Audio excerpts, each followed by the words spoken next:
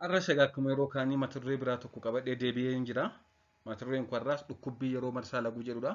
Chaanalii kanaaf haaraa taanaan maqaan kee Dr. Abarraa Olaan jedhama. Gargaaraa Piroofeesaraa fi Ispeeshaalistii yaala wallaansa dhibee ijoolleef daa'immanii akkasumas barreessaa kitaaba bu'uura fayyaa daa'immaniiti. Sabiskiraayib gochuun maatii ta'uu hin dagatinaa jecha asumaan waa'ee dhukkubbii yeroo marsaa laguu maaltu fidaa furmaanni isaa maali kan jedhu waliin ilaalla.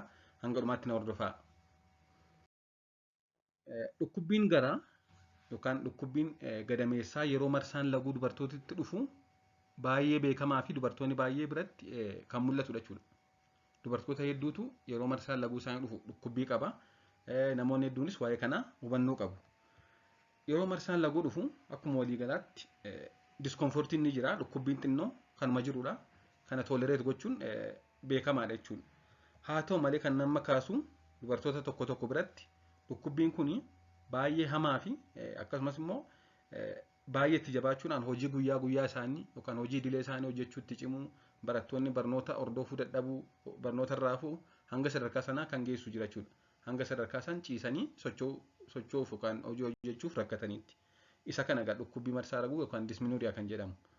Malee diskomfortiin xiqqoon yookaan dhukkubbiin xiqqoon noormaaliidha kan rakkoo hin qabnedha jechuudha.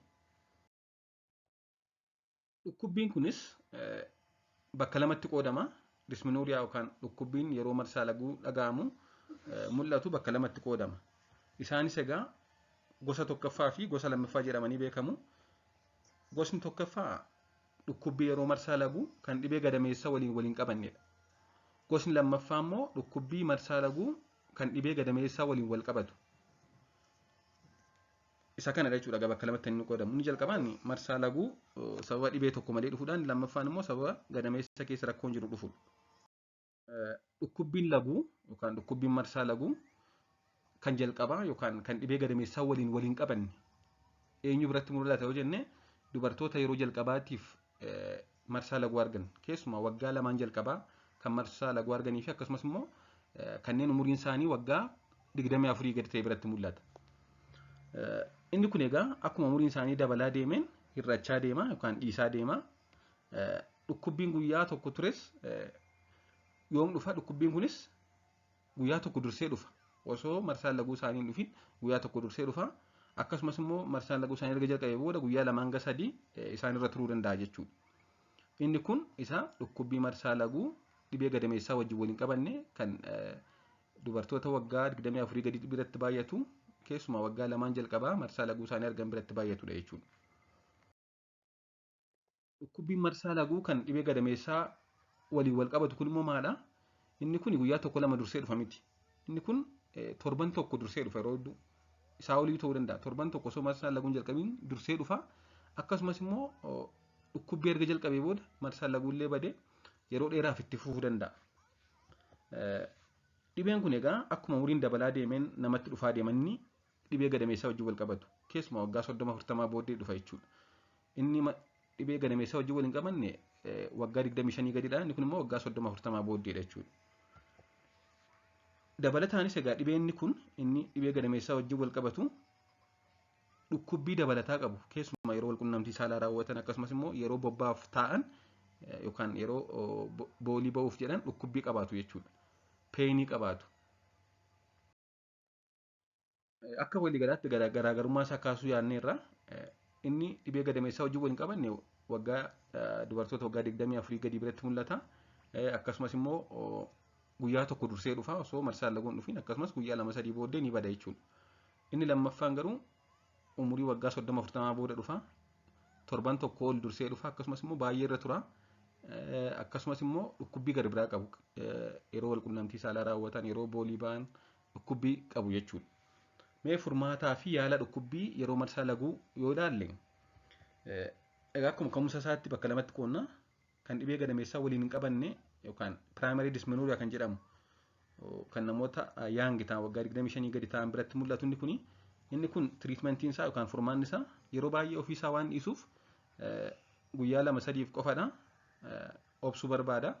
Yoommoo baay'ee cima ta'e dhukkubbii kana maal gochuu qabu? Antiipeenii fudhachuudha. Antiipeenii jechuun kan dhukkubbii hir'isan akkasumas immoo dabalata bishaan baay'isanii dhuguu guyyaatti hanga burcuqqoo hanga 8 kanneen dhugan peen isaanii yookaan dhukkubbiin isaan qaban ni hir'ata jechuudha. Dabalataanis nyaata kuduraa fi muduraa garaagaraa baay'atan kanneen akka timaatimii, zinjibila, abukaadoo fi kana fakkaatan nyaachuun dhukkubbii isaanii hir'isa.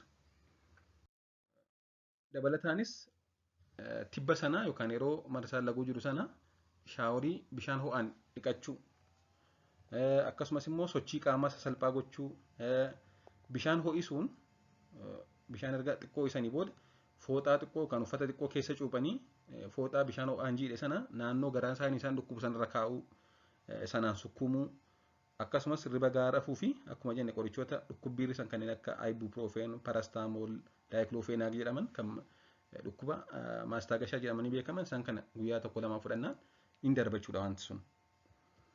Dabalataanis egaa kan kanarraa isaan bilisoomsu darbee darbee qorichoota qusannaa maatii liqinfaman kanneen guyyaa guyyaatti liqinfaman OCP oral contraceptive pill kan jedhaman yoo kana fudhatan marsaan laguu yeroo hedduu ni bada. Marsaan laguu hin jiru taanaan immoo dhukkubbiin hin jiru. Yoo baay'ee dhukkubee isaan rakkise kana gochuu danda'u jechuudha.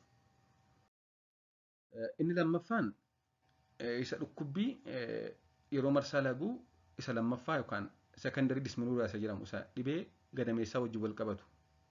Inni kun maal ta'uu qaba? Yeroo hundaa ogeessi ilaalee ogeessi mariisisnee dhibee kana kan fide secondary dysmenorrhea dhukkubbii dhibee gadameessaa wajjin wal qabatu kan fide inni tiriit ta'ee yaalamee yoo dhibeen sun yaalame yeroo marsaa laguu isaanii dhufu isaanii dhukkubu. Kanaaf wanti kana fide ogeessa dhibee fayyaa gadameessaa adda bahee yaalamuu qaba jechuudha. Akkasumas kan primary dysmenorrhea jedhamu kan dhibee gadameessaa wajjin waliin qabannellee yoo baay'ee dhukkubee isaan rakkise ogeessa fayyaa mariisuun tiriitmentii tokko tokko argachuu ni danda'u. Waa'ee dhukkubbii marsaa laguu wajjin wal qabatanii gabaabsee kan hin qabadhu kanuma. Waan dhaggeeffattaniif hedduu galatooma. Gaaffii fi yaada qabaannaan koomentii irra naa kaa'aa. Turtii gaarii.